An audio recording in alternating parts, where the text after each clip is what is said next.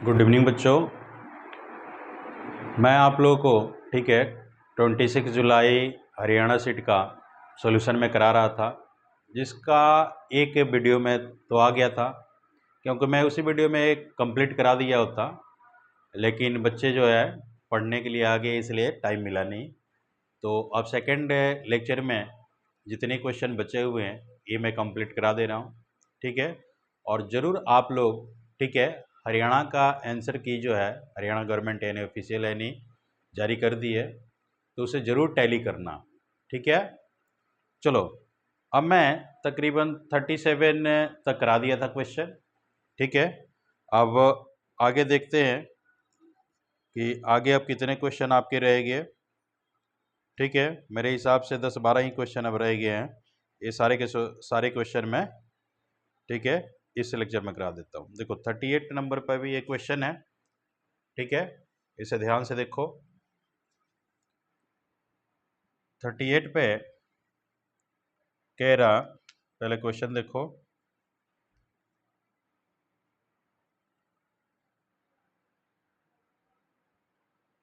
Question कह रहा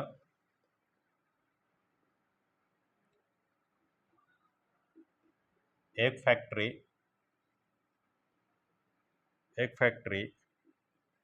एक विशेष प्रकार के विजेट बनाने के लिए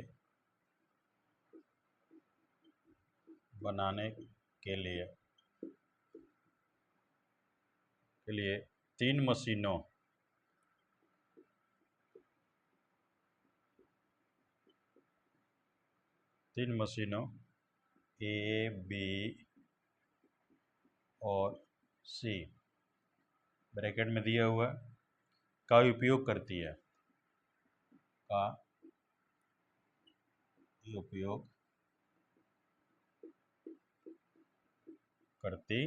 है। मशीन ए और बी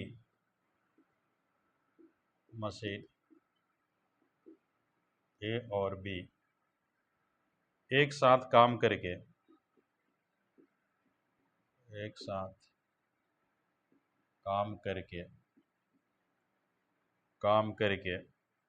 4 घंटे में, 4 यानी आवर में 100 विजेट बना सकती है। 100 विजेट बना सकती है। क्लियर? मशीन बी और सी एक साथ काम करके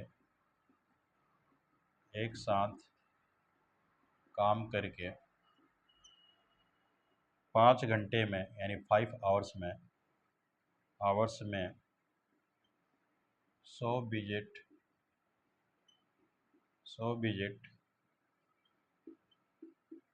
बना सकती है।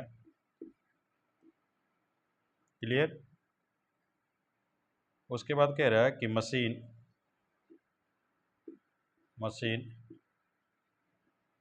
ए और सी एक साथ काम करके 2.5 आवर्स में 100 विजेट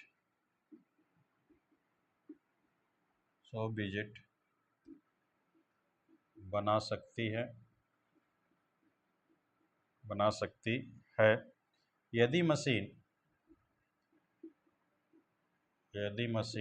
ए अकेला काम करे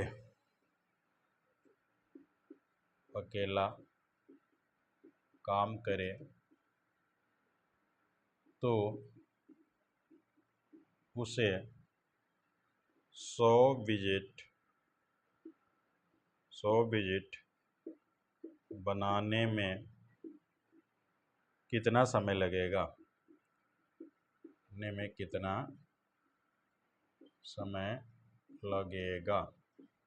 ये क्वेश्चन है। तो सिंपल सा है, ठीक है। समय और कार्य से क्वेश्चन है और इसको हम कैसे बेटा सिंप्लीफाई करेंगे। तो देख रहे हैं ए और बी दोनों मिलकर काम 4 घंटे कर रहे हैं और 100 ही विजिट बनाने हैं। तो सिंपल सी बात है कि यहाँ पे हम क्या करेंगे, ए प्लस बी कर लेंगे बेटा 1/4 काम। बी और सी करेंगे तो बी और सी करेंगे कितना, तो 1/5 काम। और ए और सी कितना करेंगे बेटा, ए और सी 2.5 कह रहे हैं तो ये 2.5 करोगे, ठीक है। अब पॉइंट यहाँ पे हम क्या करेंगे बेटा कि पॉइंट हटा लेंगे तो पॉइंट के ठीक सामने 1 और एक 0, यानी इतना ही काम कर लेंगे। क्लियर, तो हमेशा माइंड में बैठा कर रखना है। अब इन तीनों को हम ऐड करें तो यहाँ हम देख रहे हैं क्या बेटा कि 2a प्लस 2b प्लस का 2c आ रहा, इन्हें ऐड कर लो 1/4 प्लस 1/5 प्लस 25/10। क्लियर, तो यहाँ पे जब हम ऐसा करेंगे तो हमेशा, ठीक है, ये फॉर्म हमारा क्या बन जाएगा बेटा कि 10 ऊपर चला जाएगा। देखो यहाँ पे ये 10 ऊपर चला जाएगा क्योंकि इतना तो है, तो हम इतना अपॉन करेंगे ना, तो यहाँ पे हम क्या लिख लेंगे बेटा कि 10 अपॉन का 25 आ जाएगा। तो यहाँ पर भी बेटा ये चेंज करोगे कि 10/25 आएगा, ठीक है। अब इनका हम एलसीएम लें, एलसीएम अगर ले रहे हैं तो एलसीएम इनका बेटा 100 आ जाएगा, क्योंकि देखो ये दिया हुआ है तो 100 हमारा आ जाएगा।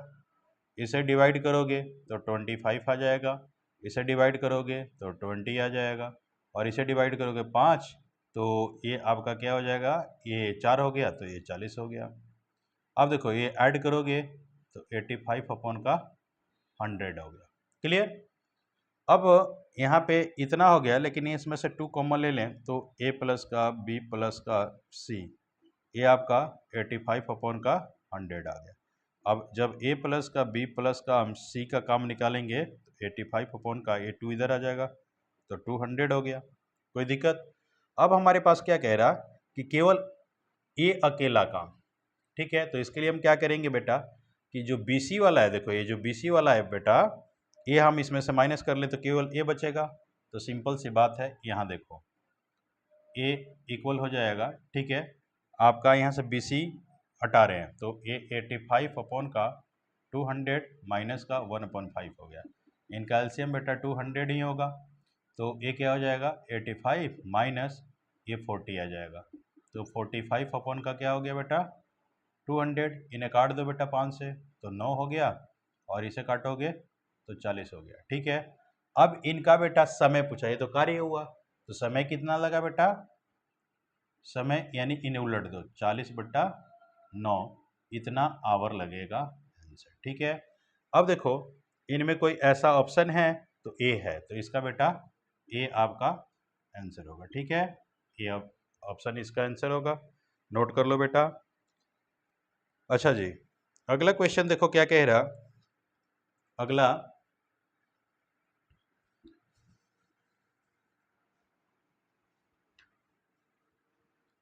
आपका रीजनिंग से क्वेश्चन है, ठीक है।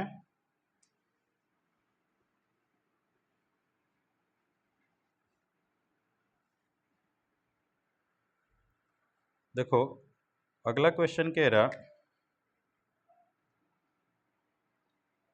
यहाँ दिया हुआ 39 पे कह रहा यदि 5 ऐसे स्टार दे दिया, ये नहीं एट ए रेट दिया, एट ए रेट दिया 1, ठीक है। यहाँ पे 60 दिया, फिर यहाँ 12 एट ए रेट 8 करके, ठीक है, ये 200 दे दिया। उसके बाद 16 एट ए रेट करके 2 यानी आपका 180 दे दिया, ठीक है। है तो यहाँ कह रहा कि 16 एट ए रेट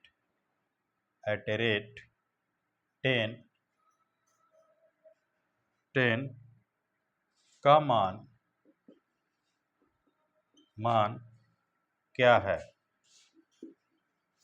है, तो सिंपल सा फॉर्म है कि देखो बेटा यहाँ क्या कर रहा है कि 5 और 1 6 हुआ, 6 में 10 से मल्टीप्लाई कर दिया। यहाँ देखो 12 और 8 20 हुआ, 20 में 10 से मल्टीप्लाई, यहाँ 16 और 2 18 में 10 से मल्टीप्लाई, तो सेम इसी तरह हम क्या करेंगे, यहाँ 16 है और 10 है, तो 16 प्लस का 10 करेंगे तो 26 में 10 से मल्टीप्लाई कर दो तो कितना हो जाएगा 260। इसमें देखो कोई ऑप्शन है तो बी, तो इसका बेटा बी आंसर होगा। क्लियर? अच्छा जी, अब 40 नंबर पे क्वेश्चन देखो। 40 नंबर पे क्वेश्चन दिया हुआ है सिंपल सा, देखो क्या कह रहा है ये। एक घन के ठीक है 6 फलकों पर, एक घन के 6 फलकों पर 6 अलग अलग प्रतीक बने हुए हैं। 6 अलग अलग प्रतीक बने हुए हैं। ठीक है, प्रतीक हैं बिंदु, बिंदु के बाद है वृत्त, वृत्त के बाद है त्रिभुज, त्रिभुज के बाद है वर्ग, वर्ग के बाद है क्रॉस, क्रॉस के बाद है दिया है और तीर, क्रॉस और तीर। ये तो आकृतियां होगी, प्रतीक है। अब कह रहा कि आकृतियों में घन की 3 अलग अलग स्थितियां दर्शाई गई है। आकृतियों में घन की 3 अलग अलग स्थितियां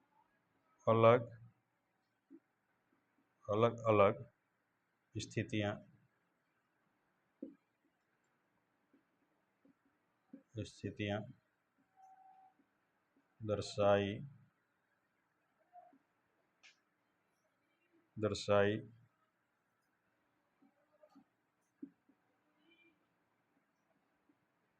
गई हैं। वर्ग के विपरीत कौन सा प्रतीक है? वर्ग के विपरीत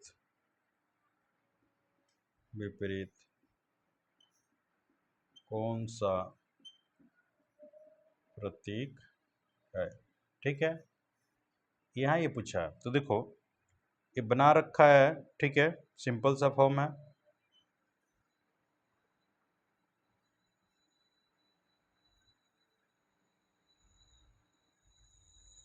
ऐसे बेटा हम लोग बना लेते हैं।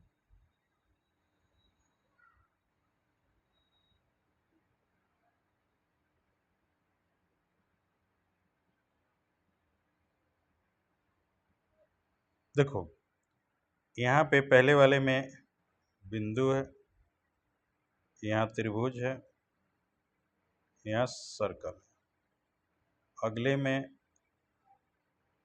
स्क्वायर है, उसके बाद क्रॉस है, उसके बाद त्रिभुज है, यहाँ पे एरो है, उसके बाद सर्कल है, उसके बाद क्रॉस। तो देखो बेटा हमें क्या करना है कि जब ऐसा क्वेश्चन आए तो इनमें बेटा हम कॉमन का रूल लगाते हैं। ठीक है, तो यहाँ देख रहे हैं कि अगर इन दोनों को देखें तो त्रिभुज कॉमन में है। ठीक है, और इसे क्रॉस और एक क्रॉस देखें तो क्रॉस हमारा कॉमन में है। तो हमेशा बेटा ठीक है एक क्लॉकवाइज हम करेंगे। देखो क्रॉस हम लेंगे, ठीक है, और क्रॉस का देखेंगे कि क्लॉकवाइज यहाँ से ऐसे हम उड़ेंगे तो क्लॉक किससे संबंधित है? तो वृत्त से भी है, और क्लॉक यानी ए एरो से भी है, यानी तीर से भी है। यहाँ पे देखो यहाँ क्रॉस वृत्त से भी यानी ए स्क्वायर से भी है जिसे वर्ग कहेंगे, यानी इससे भी है। ठीक है, और त्रिभुज से भी है। क्लियर? अब 5 तो हमारे पास यहाँ पे चिन्ह आ गए, इनका ये विपरीत कभी नहीं हो सकता। ठीक है, क्रॉस का ये विपरीत कभी नहीं हो सकता। ठीक है, एक हमारे पास क्या बच रहा है? देखो आप पूछा है क्या? वर्ग। ठीक है, तो वर्ग के तो देखो यहाँ पे हमारा क्रॉस हो गया। ठीक है, ये विपरीत कभी नहीं हो सकता। ठीक है, अब एक और हमारे पास कंडीशन ये बनता है कि यहाँ देखो इन दोनों का अगर हम देख रहे हैं तो इनमें हमारा त्रिभुज दिखाई दे रहा है कॉमन, तो त्रिभुज अगर हम निकाल लें तो त्रिभुज का देखो, त्रिभुज का अब ऐसे चलें तो ये आपका बिंदु, बिंदु के बाद आपका क्या हो गया बेटा, वृत्त। यहाँ हम देखो त्रिभुज का ही देखो तो यहाँ आ गया ये बेटा क्रॉस, क्रॉस के बाद क्या आ गया बेटा, ठीक है, वर्ग। ठीक है, तो यहाँ पर भी हम देख रहे हैं कि इन सब का देखा जाए तो ये विपरीत नहीं हो सकता। ठीक है, तो कहने का अर्थ है कि वर्ग का विपरीत त्रिभुज नहीं हो सकता, यहाँ वर्ग का क्रॉस नहीं हो सकता। ठीक है, तो अब हमारे पास कंडीशन क्या बन गया कि कॉमन रूल में हम अब देखेंगे कि अब कौन सा ये बन सकता है, और पूछा कि क्या है कि वर्ग के विपरीत कौन सा प्रतीक है। तो सीधी सी बात है कि अब वर्ग का विपरीत बेटा हमारे पास एक ही फॉर्म बच रहा है कि ये हमारे पास, ठीक है, वृत्त ये हो सकता है। ठीक है, और कोई यहाँ पे होने का चांस नहीं है। क्लियर, क्योंकि इस क्वेश्चन में 40 नंबर पे है, तो 40 नंबर पे और कोई हमारे पास, ठीक है, चांस ही नहीं है, ये केवल वृत्त होने का चांस है। ठीक है, तो यहाँ पे बेटा केवल हम क्या करेंगे बेटा कि इनके विपरीत ये वृत्त होगा, तो हम वृत्त लगाएंगे बेटा। वृत्त का इसमें देखो ऑप्शन क्या दिया है, बी, तो ये बी बेटा आंसर होना चाहिए। ठीक है, नोट कर लो। चलो जी, अगला देखो, आगे अगर हम देखें तो आगे आपका क्वेश्चन, हाँ एक और आ गया बेटा 44 नंबर पे, सादृश्यता से है। देखो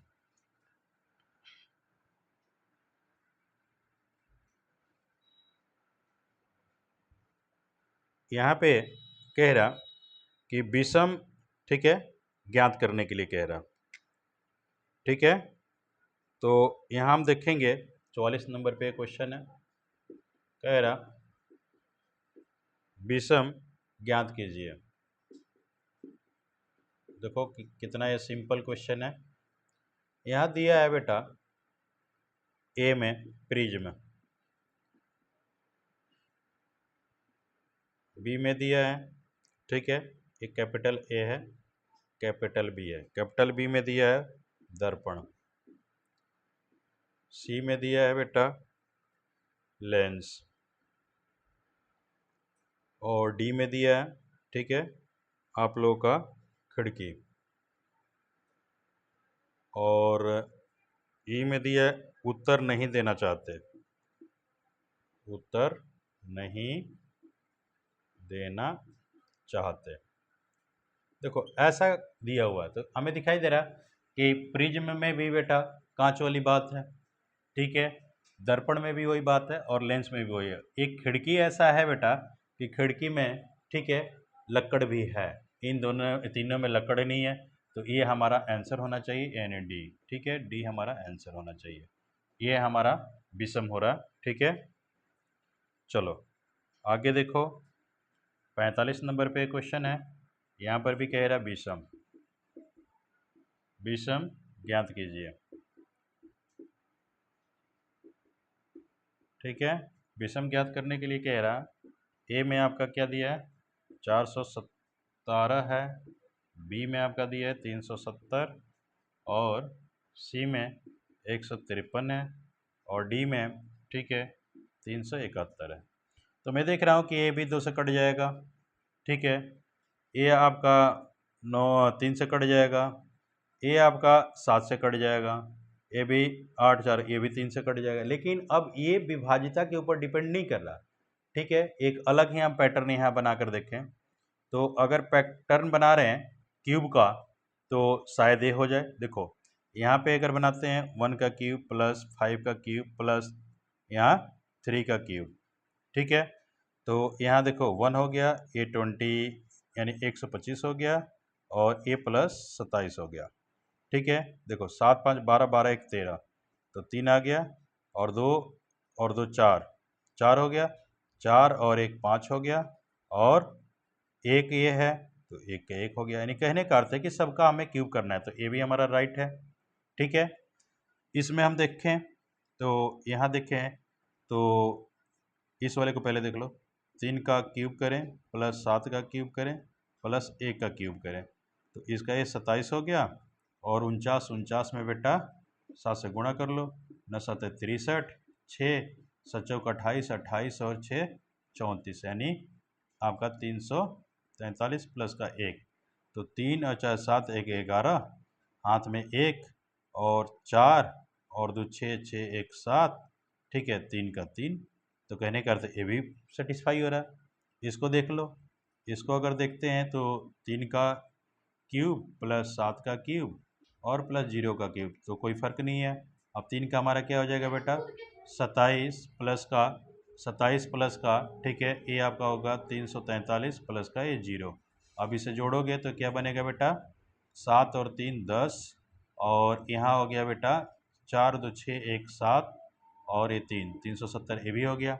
अब इसे देखो ट्राई करके, इसे क्या करोगे, 4 का हम क्यूब करेंगे प्लस का 1 का क्यूब करेंगे प्लस का 7 का क्यूब करेंगे, 4 का क्यूब करोगे तो 4 चौका 16 और चौका 64, 64 हो गया, प्लस का 1 हो गया, प्लस का ये आपका हो जाएगा कितना, तो 343, इन्हें जोड़ो, 3 1 4 4 4 8, 8 हो गया। अब यहाँ हमारा क्या है बेटा, 4 और ये हमारा 6 10, 10 हो गया, 10 का 0 और यहाँ 3 और 3 और 1 क्या हो गया 4, यानी 408 हो रहा है या 370, तो ये डिफरेंट है, ठीक है। इसका आंसर क्या होगा बेटा, ए, ये आपका आंसर होगा, ठीक है, नोट कर लो,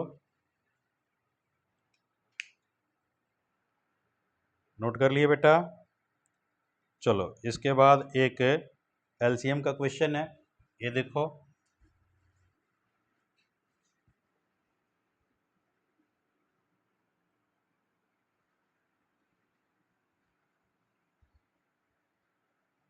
एलसीएम का एक क्वेश्चन है बेटा, यहाँ कह रहा 46 में ये कह रहा कि एक निश्चित संख्या, ठीक है, देखो एक निश्चित संख्या को 15 20 या 25 से विभाजित करने पर हमेशा 8 शेष बचता है, 8 शेष बचता है, ठीक है। ऐसी सबसे छोटी संख्या कौन सी है जो 500 से भी बड़ी है, क्लियर। तो जब भी ऐसा क्वेश्चन आए तो ये एलसीएम और एचसीएफ का एक मैं वीडियो यानी अनुप्रयोग वाला दिया हूँ एप्लीकेशन का, तो उसमें इस टाइप के भी क्वेश्चन में कराया हूँ। देखो जब भी ऐसा आए, ठीक है, छोटी संख्या, तो इन सब का हम एलसीएम निकाल लेते हैं। एलसीएम निकाल लो बेटा, क्लियर। अब ये सारे का सारा एलसीएम निकालेंगे तो 5 से हो जाएगा बेटा, ये 5 से करोगे तो ये 3, ये 4 और ये 5।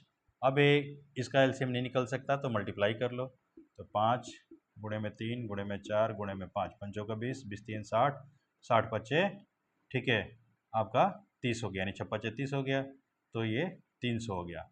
अब कह रहा है कि 500 से बड़ी, तो इसमें हम क्या करेंगे, 2 से पहले गुणा कर दो, तो ये 600 हो गया। अब कह रहा है कि हमेशा 8 शेष बचता है, तो इसमें 8 जोड़ दो, यानी 608 हो जाएगा आंसर, ठीक है बेटा। अब देखो ऐसा कोई ऑप्शन है तो इसमें ऑप्शन सी दिखाई दे रहा है, तो सी आपका आंसर होगा, ठीक है, क्लियर, नोट कर लो बेटा। अब देखो इसी तरह एक और क्वेश्चन दिया है, यानी 47, ये रीजनिंग का है। कह रहा है कि यदि रीड को 94 ब्रैकेट में दिया है, क्या कह रहा है कि 18 दिया है, गुणे में 5 फिर प्लस का 1, ठीक है, गुणे में 4, ऐसे लिख दिया है के रूप में के रूप में कोडित लिखा है, कोडित किया जाता है तो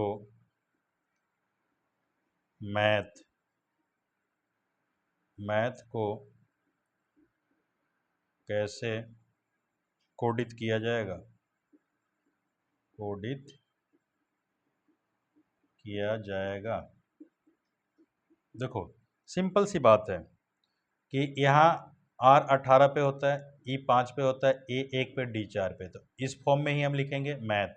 अब MATH, ठीक है, तो M आपका क्या होता है बेटा? M आपका 13 पे, A1 हो गया A, फिर प्लस करो, T आपका 20 और H होता है 8 पे, तो इसमें मल्टीप्लाई करो, इसमें मल्टीप्लाई करो, जोड़ दो, इतना 8 दूना 16, तो A 160, इन्हें जोड़ोगे तो 173, तो 173 इसमें कोई है C, तो इसका C बेटा ऑप्शन राइट है। 47 का C बेटा राइट है, नोट कर लो। ठीक है बेटा, ये भी हो गया बेटा। एक और आपका बेटा, ठीक है, आया है, रीजनिंग से ही क्वेश्चन है, इसे भी बता दे रहा हूँ।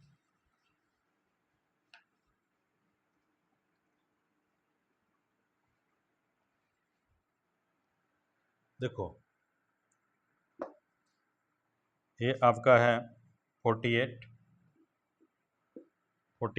कह रहा है कि चार व्यक्ति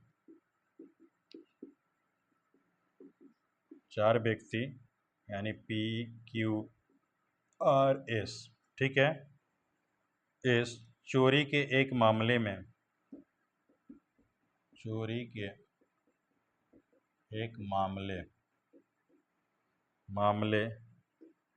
में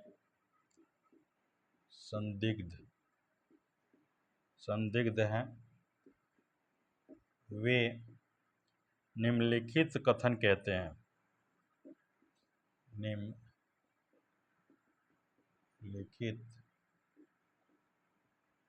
कथन कहते हैं। P कहता है Q दोषी है, Q कहता है R दोषी है, R कहता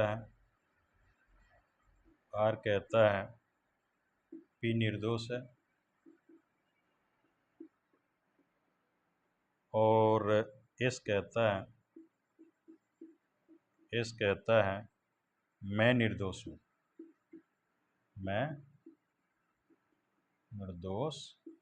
हूँ, तो क्लियर यहाँ कह रहा है कि यदि यह ज्ञात है कि उनमें से वास्तव में एक ही दोषी है, क्वेश्चन में अभी कंप्लीट करा देता हूँ, और केवल दोषी व्यक्ति झूठ बोलता है, तो सभी निर्दोष लोग सच बोलते हैं, तो दोषी कौन है? ठीक है, यानी निर्दोष ये P वाला भी हो गया और S वाला, ये दोनों के दोनों निर्दोष हो गए। क्लियर? और Q कहता है कि R दोषी है, लेकिन R कह रहा है कि P निर्दोष है, तो यहाँ P भी निर्दोष है, ठीक है, निकल गया। अब बात आ गई Q और R में, ठीक है, तो P कह रहा है, क्योंकि ये तो निर्दोष है, लेकिन यही कह रहा है क्या कि Q दोषी है, ठीक है, यही कह रहा है ना बेटा कि Q दोषी है। तो ये पूरा स्टेटमेंट जब पढ़ोगे तो बात क्लियर आ जा रही है बेटा कि Q जो है ये रियल में दोषी है, और यही इसका, ठीक है, आंसर है, तो D इसका बेटा, ठीक है, ऑप्शन होगा, क्योंकि Q D में ये Q दिया है, यही आपका आंसर होगा। ठीक है, अगला देखो,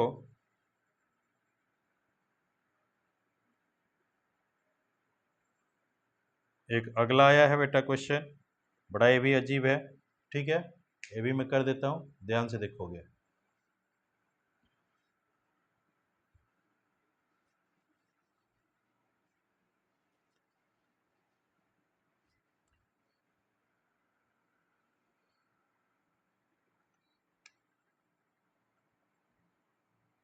देखो 53 नंबर पे है, एक बाल्टी को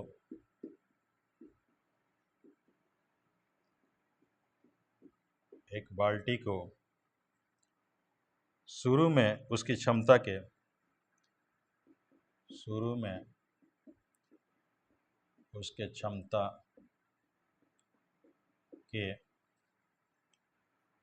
3/8 तक पानी से भरा जाता है। फिर बाल्टी में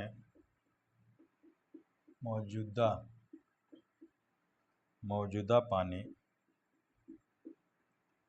का 1/2 हिस्सा बाहर निकाल दिया जाता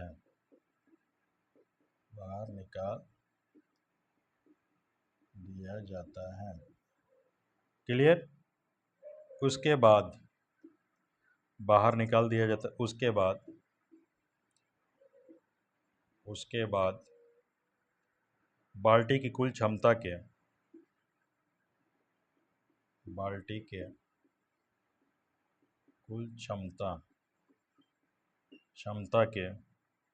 1/4 के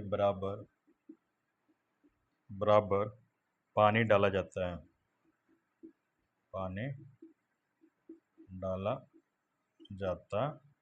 है। अंत में बाल्टी में मौजूद पानी की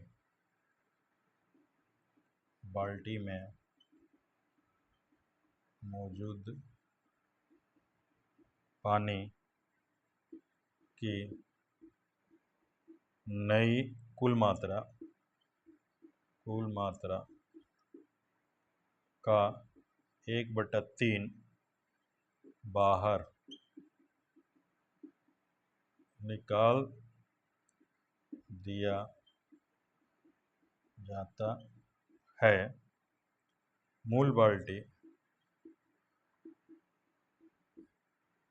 बाल्टी की कुल क्षमता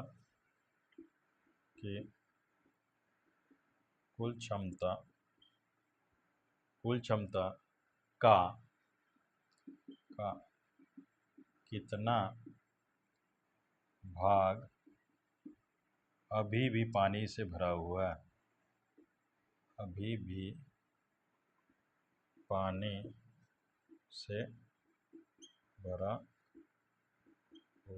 है।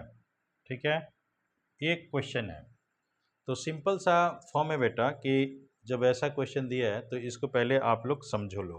ठीक है, क्योंकि बहुत सिंपल क्वेश्चन है लेकिन आप लोग को स्टेटमेंट सही से नहीं आ पाया, जिसके चलते आप लोग हमेशा ये परेशान हो गए कि ये क्वेश्चन है क्या।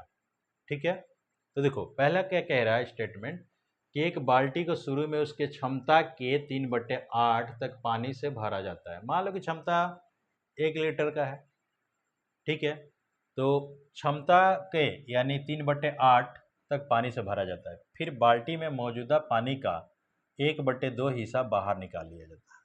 तो मौजूदा पानी इसमें कितना है?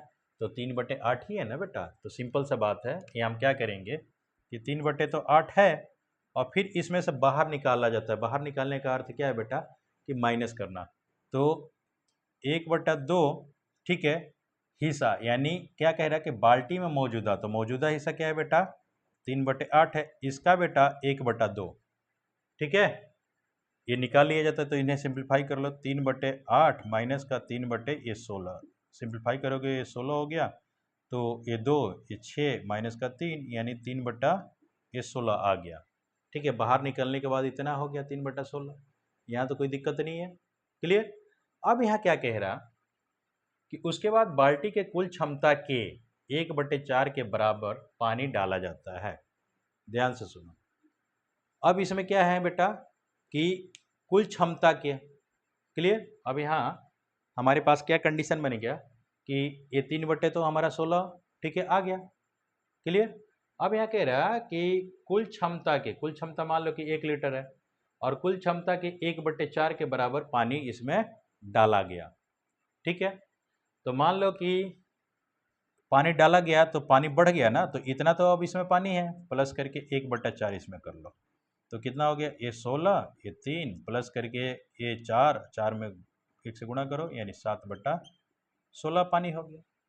उसके बाद कह रहा कि अंत में बाल्टी में मौजूद पानी की नई कुल मात्रा का, तो अब कुल मात्रा हमारे पास कितनी हो गई, तो 7/16, तो कुल मात्रा का 1/3 बाहर निकाल दिया जाता है। तो अंत में जो मौजूद पानी है, पानी कितना है, तो 7/16, तो 7/16 में से अब नई जो मात्रा ही है, कुल मात्रा, उसका 1/3, तो यही हमारा मात्रा ही है ना, तो 7/16 का 1/3 हम कर लिए, तो ये हमारा क्या बन जाएगा, 7/16 माइनस 7/48, तो ये 48 आपका हो गया एलसीएम, तो 4 7 चौक 28 हो गया, माइनस इससे 7, तो 21 हो गया, 21/48। ठीक है, अब इसे 21/48 आया, तो यहाँ पे हमारा क्या हो गया बेटा, कि सिंप्लीफाई कर दो। ठीक है, नहीं बेटा, ये 3 70 के 21 होगा, सॉरी बेटा, ये 70 के 21 होगा, तो यहाँ आपका क्या हो जाएगा बेटा, ठीक है, ये 14 हो गया। अब इनका सिंप्लीफाई कर दो, तो ये काटोगे तो कितना हो जाएगा 7, और इसे काटोगे तो 24, तो 7/24 बना, तो 7/24 ही, ठीक है। अब मूल बाल्टी की कुल क्षमता का कितना भाग अभी भी पानी से भरा हुआ है, तो 7/24 ही भरा हुआ है। ठीक है, क्योंकि पानी तो उतना निकाल दिए, देखो इसमें कोई ऑप्शन है ऐसा, तो हाँ जी बी, तो बी इसका बेटा आंसर होगा। ठीक है, नोट कर लो इसे भी, क्लियर। अच्छा जी, अब आगे देखो, आगे कह रहा, हाँ जी, एक आगे आपका क्वेश्चन दिया हुआ है, देखो इसे भी।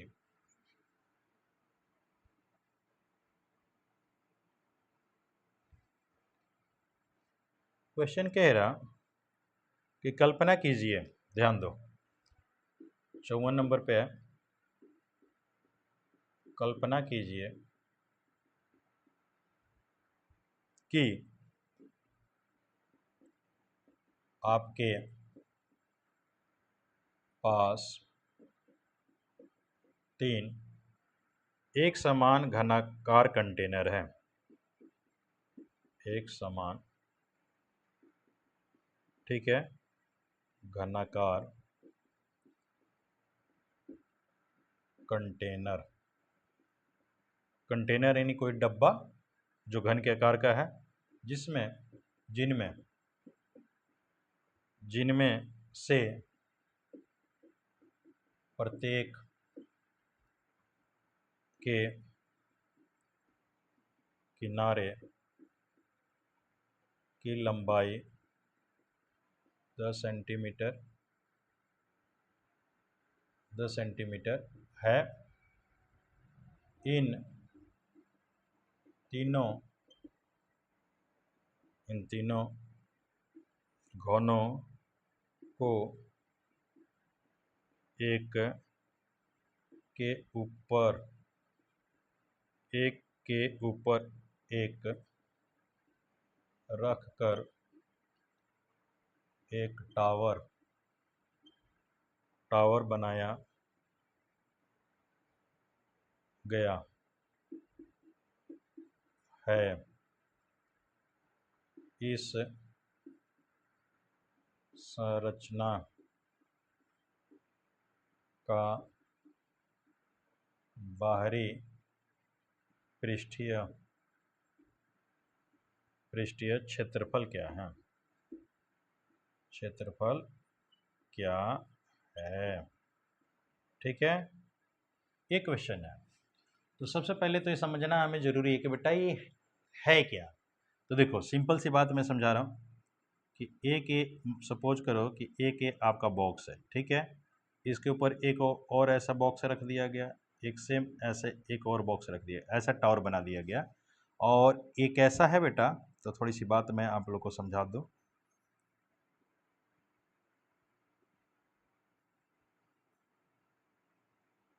ऐसा ये फॉर्म बन गया, ठीक है, ये टावर बन गया। तो कहने का अर्थ है कि ए भी तो 10 है, ए भी 10 है, ए भी 10 है, तो 10 ए हो गया, 10 ए हो गया और 10 ए हो गया, तो पूरा ये जो हाइट हो के रूप में हो गया, तो ये तो आपका कितना हो गया 30 सेंटीमीटर, लेकिन ये तो 10 ही है, ये भी 10 है, तो एक एक घनाभ बन गया। क्या बन गया बेटा? घनाभ। तो इसे हम क्या कहेंगे बेटा? घनाभ। ठीक है। अब घनाभ का बेटा पृष्ठीय क्षेत्रफल होता है 2 गुणे लंबाई गुणे चौड़ाई प्लस लंबाई गुणे ऊंचाई प्लस, ठीक है, चौड़ाई गुणे ऊंचाई, ये फॉर्म होता है। तो हम 2 गुणे, अब लंबाई देखो, इसका हम लंबाई माने, ये चौड़ाई माने, तो हमारा क्या हो जाएगा 10 गुणे 10, फिर प्लस ऊंचाई ही केवल इसका तो 30 हुआ, लंबाई चौड़ाई तो सेम है क्योंकि 3 इसमें जुड़ रहे हैं, तो 30 गुणे 10 प्लस का 30 गुणे 10। अब यहाँ जोड़ो तो ये 100 हो गया, ये आपका प्लस का 300 हो गया, प्लस का ये 300 हो गया, 300 300 600 एक 700, यानी 2 गुणे 700 यानी 1400 ये सेंटीमीटर स्क्वायर होगा। तो ऐसा इसमें कोई ऑप्शन नहीं है बेटा, जो कि ये क्वेश्चन मेरे को लग रहा है कि रॉन्ग है। ठीक है, ऑप्शन ना होने के कारण ये रॉन्ग है। ठीक है बेटा, तो ये ध्यान रखना, इतना ही इसका आंसर आएगा। क्लियर। और एक क्वेश्चन है, देखो यहाँ 56 नंबर पे ये कह रहा कि यदि LCM A, B बराबर 84 है और HCF A, B इक्वल 7 है, तो कौन सा युग्म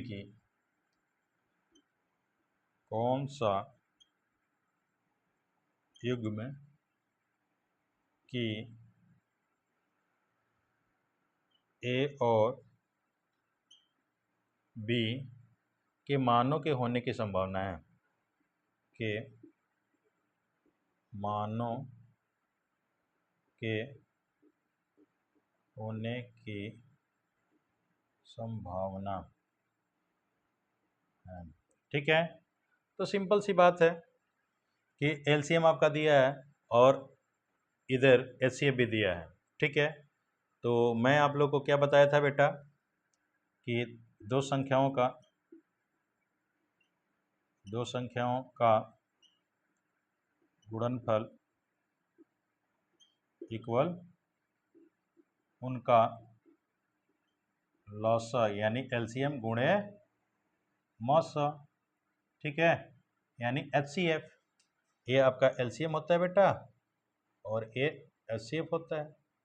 तो दो संख्या A इंटू बी कर लो, इक्वल इधर क्या कर लो 84 इंटू 7। क्लियर। अब इन्हें मल्टीप्लाई करो, मल्टीप्लाई करने के बाद कितना बन रहा है बेटा 7 चौक 28 और 8 7 56, 56 और 2 58। तो सिंपल सी बात है, ऐसा कोई इसमें ऑप्शन देखो कि 588 आए, तो सिंपल सी बात है कि मैं गुणा कर रहा हूँ चारों ऑप्शन को लेकर, तो केवल ए ऐसा है, ठीक है, कि ऐसा बन सकता है। तो ए में आपका क्या आंसर है बेटा 21 और 28 दिया हुआ है। ठीक है, तो यही आपका राइट आंसर है। ठीक है बेटा, क्लियर। तो ये नोट कर लो बेटा। अब इसमें कोई भी रीजनिंग और मैथ का क्वेश्चन नहीं है। ठीक है बेटा, केवल जीएस रह गया। अब हिंदी और इंग्लिश है। ठीक है, तो आप लोग इसे बहुत बढ़िया से करो और एक एक आप लोग आंसर इसका टैली करो। ठीक है बेटा, जो गवर्नमेंट है के साइड पे ऑफिशियल आंसर की आई है उसे टैली करो, क्योंकि एक अगर नंबर आपका कम हो रहा है तो कम से कम 20-25 हज़ार, ठीक है, बच्चों के पीछे तुम जाओगे बेटा, रैंक तुम्हारा पीछे जाएगा और एक नंबर से ही तुम्हारी नौकरी जा सकती है। ठीक है, और एक नंबर से ही तुम्हारी नौकरी हो भी सकती है। इसलिए एक एक, ठीक है, क्वेश्चन को ध्यान से देखो और आंसर की टैली करो। ठीक है बेटा।